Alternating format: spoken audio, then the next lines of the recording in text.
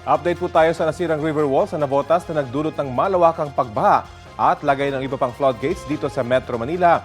Kausapin natin si Engineer Josel Bolivar, Chief Maintenance Engineer ng DPWH NCR. Magandang umaga at welcome po sa Balitang Hali. Magandang umaga rin po, sir. Opo. At Ano sa action mga po yung... tagapanood ng iyong programa. Ano pong action yung ginagawa ng DPWH sa nasirang bahagi po ng river wall sa Navotas na nagdulot nga po ng pagbaha?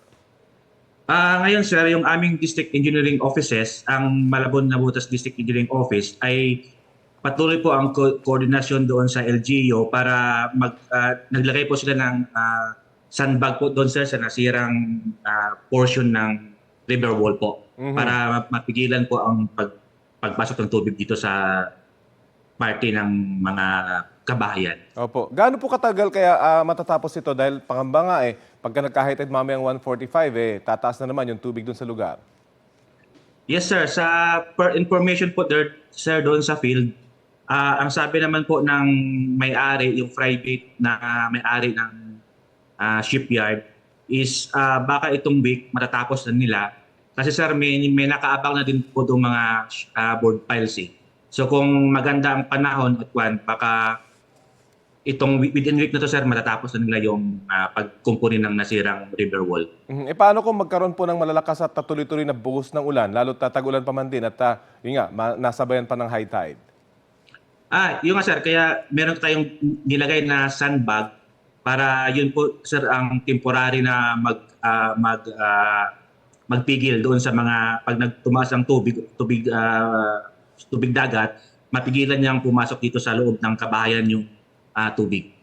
Pero yung river wall na po ba yun, talagang design siya na talagang mariretain niya o mapipigilan niya yung pagpasok ng tubig, lalo na pag high tide? Or wall lamang ito na shinore up?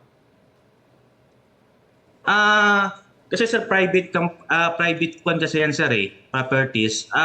Siguro, sir, naka-design naman yan, sir, para doon sa pressure ng tubig. Yung nga, sir, matagal na rin daw kasi yan, sir, na nagawa, kaya medyo siguro nasira na siya. Dahil po ba rito, i-inspectionin nyo na yung kabahan nitong river wall na ito? Kung yung integrity nito intact pa rin?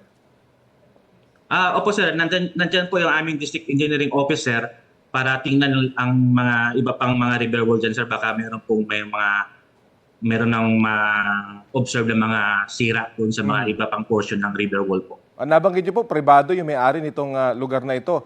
Sino po ba yung in charge sa maintenance nitong mga river wall na ganito? Lalo na kung pribado nga yung may-ari. Kung pribado, sir, ang may-ari, sila po, sir, ang in charge sa river wall.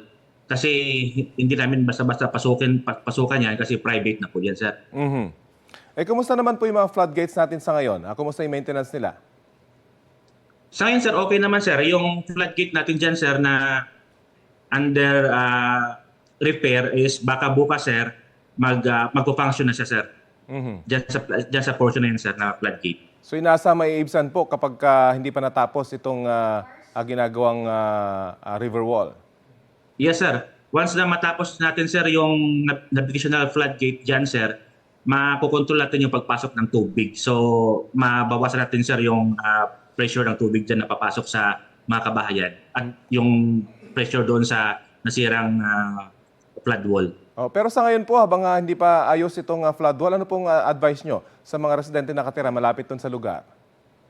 Sa ngayon po, sir, para sa mga nakatira po dyan, sir, medyo sa ngayon, pwede po muna silang doon muna sa evacuation center, yung mga apektadong families, para mas hindi natin kasi sa masabi, baka magkaroon pa ulit ng ganong magkaroon ng sira ulit ng flood wall. So at least hindi sila madamay doon sa mga tubig baha. Okay, sige po, tututukan po natin ang balitang ito. Maraming salamat po sa oras na ibinahagi nyo sa Balitang Hali. Thank you, sir. Si Engineer Josel Bolivar ng DPWH NCR.